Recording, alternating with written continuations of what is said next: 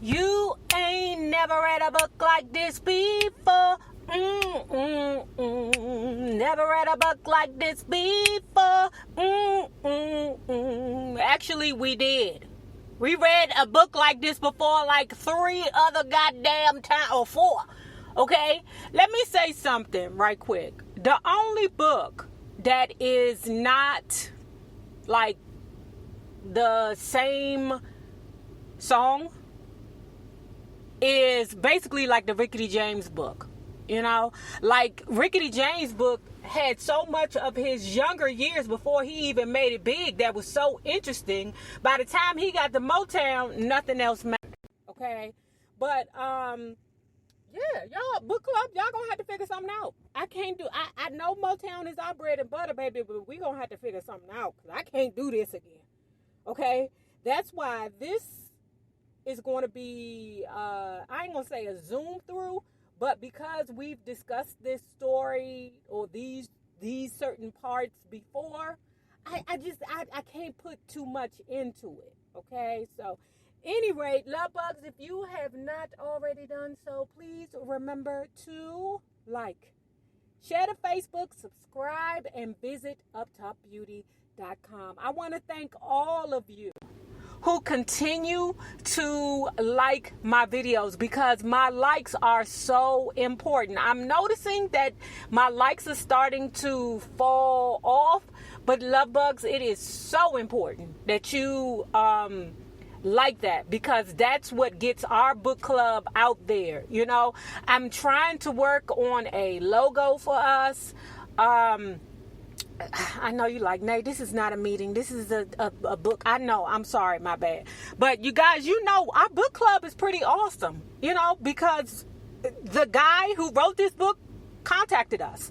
So, or not contacted us, but commented on one of our videos, you know, and a lot of people who we talk about contact us, like either in my DM or below in the comment section, you know, and so we have to keep our book club growing because like all of us have said, they're pretty awesome over here. Okay, so one, please make sure that you continue to like, and those who forget, remember, it is so important. Okay, I also want to thank you people who support me outside of the book club with uptopbeauty.com. And what else did I want to say? I don't remember. Let's get to it. Florence's discontent had obviously become a problem, and she seemed close either to getting fired or to quitting. When Ballard visited her friend Gladys Horton of the Marvelettes backstage at the Fox Theater in Detroit, she complained about how miserable she was. I am an alcoholic behind all of this, she told me. Bullshit, the Baker man. You're an alcoholic because of issues. Well, let me take that back, because one time when I was in the government, I had went to the doctor, right? I told y'all several times I tried to claim crazy, and 2 of the doctors said, "Now get the fuck out of here." The other doctor, man, I've been, man, it just didn't work. Anyway, I tried to claim crazy, but they wouldn't let me. You know, they was like, "No, Nay, we're not giving you medication." I'm like, I'm not going to take the meds. I'm just going to say I'm crazy so then I can turn around and sue the motherfuckers, okay? I got to get stoned to get on those planes, she said. Then she told me she was ready to quit. I was shocked. I thought she had it so good. When Diana heard about Florence's backstage confession, she turned livid. She didn't like the idea of Florence's being so frank about her problems and about the Supreme's private business. 100. We keep our problems on the inside. Don't you let them ninjas on the outside know what we're going through. With a member of one of the competing Motown groups. So one, you talking about you ready to quit the group. We supposed to be stellar in the eyes of the public, and you're releasing this information to who is a competing group on the label. Girl, see, Florence, you know, we love Florence, but man, when Diana, okay, I read that part. Barry told Diana that she could quit. the Supremes if she wanted to, and that if this was her decision, he would support her in a solo career. However, he recommended that she continue with the group, but with Barbara Randolph, the girl he had seen perform at the El San Juan Hotel in Puerto Rico in January 1966, taking Florence's place. Marlene Barrow had decided that she did not want to be a full-time Supreme. I know that's right. That's too much pressure. I ain't playing the background, you know. I mean, if I do, it ain't going to be to the Diana. But anyway, let me tell you something. The girl, what's her name? Barbara Randolph. Girl. Oh, wait, Barbara Randolph. Hold on, y'all. Was that the real pretty lady? Yeah, she was absolutely beautiful. Somebody was dating her. Was she selling pussy too, y'all? Yeah, I think that's her. Hold on, y'all. Y'all don't remember what book that was, but she was so pretty. She looked like Halle Berry. I don't know if that's Barbara Randolph. Timmy, can you help me with this? Or J Love, can you help me with this? We had read a book, but she was a prostitute. Anyway, y'all. But anyway, let me tell you something. Berry Gordy thought she was beautiful and fascinating and wanted to add her to the group, right? He had saw her and was, captivated by her. He went to Diana. Diana, I want you to accept Barbara Randolph. I don't know that lady. He said, okay, we get ready to do this gig, right? I want y'all to talk then. Diana Ross refused to talk to her. You know why? Because she knew who Berry was. You ain't gonna be fucking two ladies in the same group. That won't happen. You better find another one. Man, at this time, Diana, I'm ready to move on without the Supremes. Okay? I'm ready. But, well, let me say she was ready because the group was kind of in limbo. They weren't at a point where they were at their highest. They weren't at their lowest, but they weren't at their highest. So Diana had made the decision, okay, let's separate now, right? Then Diana said, you know what? Let's just continue and bring back Florence. You Keep Me Hanging On was planned as the last Supremes record. Mary and Florence had no idea that the group was about to break up. Their futures were not a consideration at this point. The announcement of Diana's departure would be made after the Supremes' next engagement at the Flamingo Hotel in Las Vegas, where they would open on September 29, 1966. But then Diana changed her mind. The group would continue and with Florence for the time being. The Vegas gig was an important high-stakes engagement for which Florence had decided to clean up her act. Berry Gordy loved Las Vegas because his biggest weakness, besides women, was gambling. Ciao. The afternoon they arrived in Vegas, Gordy took some heavy losses at the table. And since she was trying to keep up with him, Diana found herself losing heavily as well. Ciao. So look, let me tell you something about them gamblers, okay? When they riding high, they riding high. You hear me? They throwing money in the sky. It's like a paid in full movie video. Okay? But when they are low, baby, they are way low. They don't want to talk to nobody. They don't want to talk to their children, their wives. They just shut down, go in the corner, flick the light on and off, and burn their skin with a lighter. Okay? And I'm not trying to make fun, but that gambling is truly an addiction. Okay? And it's just like when you was any kind of addict. You know, when you got it, you feel good. But when you ain't got it, child, it means that you got to go through to get it. Okay? That night, while Diana and Berry Gordy is soaking in the room, not soaking, but sulking in the room, a knock at the door comes with a briefcase full of money. Diana looks at Berry and was like, let's go back downstairs. What? What can you imagine?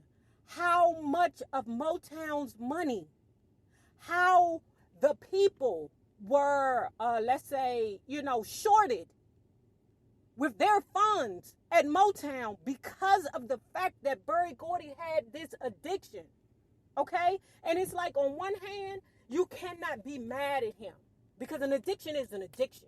Whether it's with drugs, eating, y'all, I told y'all before, I'm 50, I still have issues with sucking my thumb or twirling a piece of hair in my head. It's a soothing method, right? But an addiction is an addiction. And that addiction can be so powerful, man, that you have no control, even to the point where you take advantage of your loved ones, your friends, your peers, your coworkers, your employees. It's bad. So then let's go into why y'all need to back off of Diana, right? I'm not saying that all the time she's right, because she do got some diva moments. Absolutely. We're going to talk about them in a spell. But, so she's practicing, okay? And you know how they have the girls in the back, and Diana is, says her little lines, okay, this is me, this is that is right? So they're in the back of the venue, okay? She's saying her words, but she's not enunciating properly. She's moving through it too fast. They're judging her. They're on her back, okay? Mary and Florence is just sitting over there in the corner feeling sorry for her. This is why Diana is where she is. You've never heard of Mary or Florence. Well, Florence did have a nervous breakdown, but it was not due to the pressures of the Supremes, okay? Her breakdown stemmed from, one, I don't think she had good parenting. Not parenting skills for herself, but I don't think Lur Lee was the best at parenting, period. I believe that, parents do the best with the tools that they have at the time. When you see trauma in your child, especially back then, we didn't have tools in place to, put our child in a good place, to help our child to get better, and, because of our situation, right? But Diana had so much pressure on her. When they speak specifically about this rehearsal, this girl was so broken down and so turned up about how they was criticizing her that she ran off the stage crying. This is at a rehearsal, okay? They did not let this girl go until she got it right? But by this time, she is broken. You hear me? And one of the dudes looked at Barry and said, Barry, you too hard on her. Barry said, I ain't got time to not be hard on her because she's a star. She just don't know it yet. So now we get to what the hell you blowing at me for, Clarence? I'm parked. Okay, so anyway, we get to the Miss Ross section. Later that day, a newspaper reporter from the Las Vegas News interviewed the Supremes in Diana's room. The news person or the reporter or whoever asked her a question, okay, and gave, and expected for not expected, but he asked Diana Ross a question, a direct question. She was about to answer when Barry suddenly blurted out, Miss Ross. Diana, thinking she was being addressed, gave Barry a quizzical glance. Barry jabbed his finger at the reporter. Miss Ross. Call her Miss Ross. Yeah. Call her Miss Ross, goddammit. So now that Diana was acclaimed as the star of the Supremes, Barry felt that she deserved similar respect and the distinction of being known as Miss Ross. Very true. But I also feel like there should have been Miss Ballard and Miss Wilson. I mean, I know it's Diana Ross and the Supremes, but goddamn it, they're a group right now. But, Barry on his BS. He on that BS. What the hell is that? What the hell? What the hell? Okay, Miss Ross, my ass, Florence huffed after the interview was over and she and Mary were going back in their rooms. It was hard for them, I think, to admit that Diana was 85% of the group and they were 15%. It's true, observed Taylor Cox, who negotiated the Motown contract for the Flamingo engagement with GAC. He noted without Diana Ross, the Supremes were basically nothing. Mary and Florence could have been something with, I think Florence could have been something individually, solely.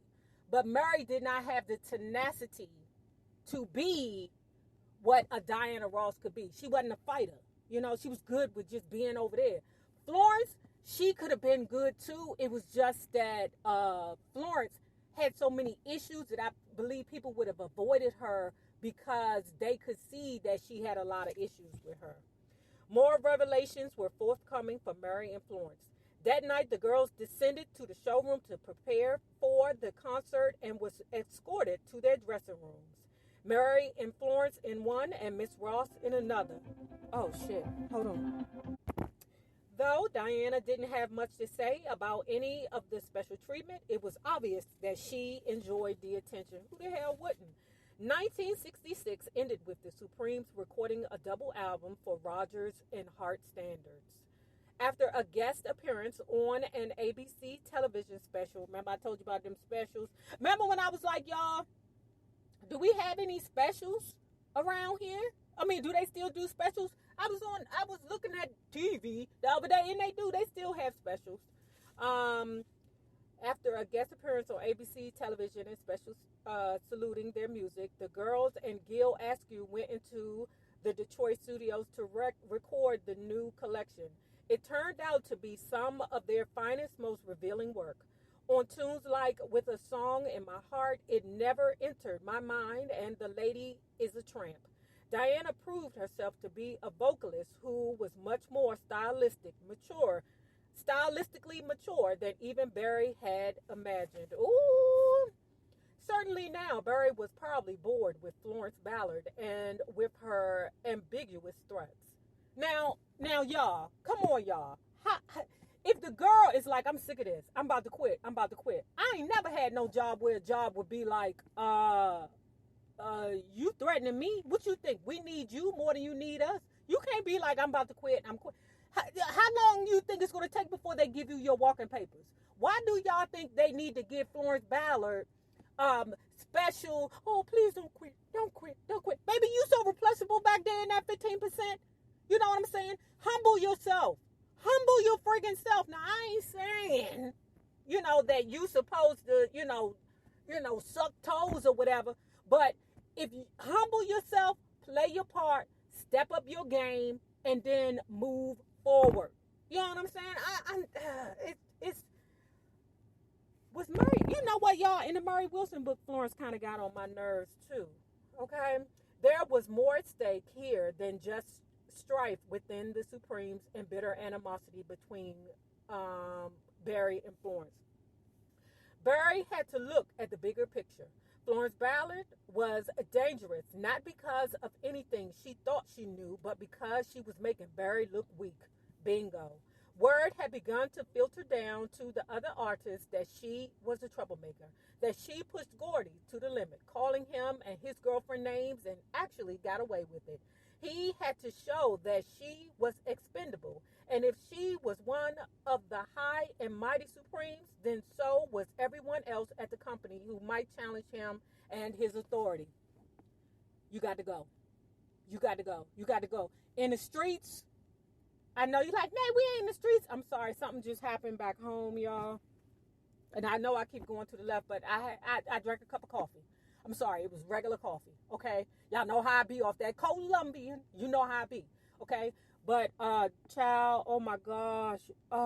One of my friends who I grew up with, his son was just murdered. I am so sorry, baby.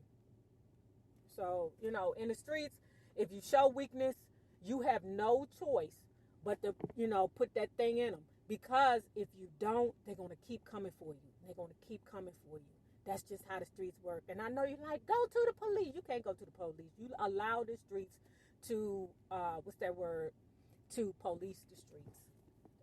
It's heartbreaking, okay? What do you think we should do about Florence? She's got to go, Barry. She's ruining everything. Barry was glad to hear her say it. They were in agreement. Later in the week, he called Diana and Mary to a meeting at his house. Ooh, remember this meeting, y'all? Lee went there, Florence there, she in tears, her arms crossed, because she knows she wrong. Deep in her heart, she knows she wrong. She bring her mother, Lee, there to give her support.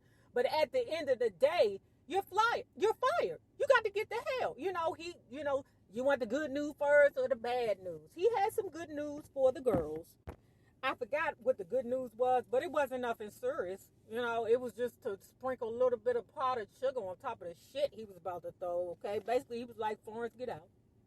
Lurley and Florence on the way out the door, and who should they run into but Cindy Birdsong, okay? Now, let me tell you what happened with Cindy Birdsong. I didn't even know this, right? The reason, well, they said that Cindy Birdsong was chosen because Diana chose her, right? Diana liked her and was wooing her because, one, she felt like Cindy Birdsong and Florence were, similar in looks, right? So one day, Cindy Birdsong, meaning the Bluebells, or was it LaBelle then? Let me see. Hold on. So, Diana had met the Bluebells. Okay, it was Patti LaBelle and the Bluebells at the time, right? So, they were on the same tour or booked at the same venue, right? She, meaning Diana, seen Cindy Birdsong in the hallway and said, "Come here, Cindy, come here." Okay? Now, the LaBelles are who they are, but they're not on the Supremes level. So Cindy was excited that Diana just showed her, some attention. So Diana take her in the dressing room, warn her, "Let me do your makeup. Let me do your hair. Let me do your, blah, blah, blah," right? And by the time she got finished, she went back down to her dressing room with Patti LaBelle and the Bluebells. Nona Hendrix saw her and said, "What the fuck? Look at you, girl. You around here looking like one of them Supremes with all that dumb makeup on and them white women hair. Take that off," okay? They said to this day, Nona Hendrix ain't got, in this book, Nona Hendrix ain't got 2 words to say to Cindy Birdsong for leaving the group, okay? And Sarah Dash said, my boo, Sarah Dash, the finest one in the group. She fine and sexy, okay? Nona Hendrix still looks good too, but Sarah Dash was like, the bitch couldn't sing anyway. That's not my words. That's Sarah Dash words. So remember when I told you Flo decided to get herself together for the group? She didn't. Because what happened was Cindy Birdsong, it was drama, her getting out the group. Patti LaBelle. I mean, of course, you're not just about to take my girl and run off, even if she can't daggone sing, right? But Cindy Birdsong was always waiting in the wings just in case Florence fucked up, okay? On one of these tours, Florence messed up, okay? She had got real drunk when they were supposed to move on to the next event. And Diana called Barry, Florence drunk here. She drunk again. She upstairs in her room, drunk, sitting there on the phone with her mother, complaining about how messed up she is. And I'm not trying to make fun of it, okay? But your emotions, your feelings, your complaints, we don't have time for that. You are a supreme, baby. You are a supreme. The word supreme says perfection in itself. Burry got her ass on a plane and sent her ass home. We back at the Copa. You know that dude, Jules, he don't like that girl, Cindy. Okay? Well, no, it ain't that he don't like Cindy. It's that he likes for Florence to be with the group. Okay?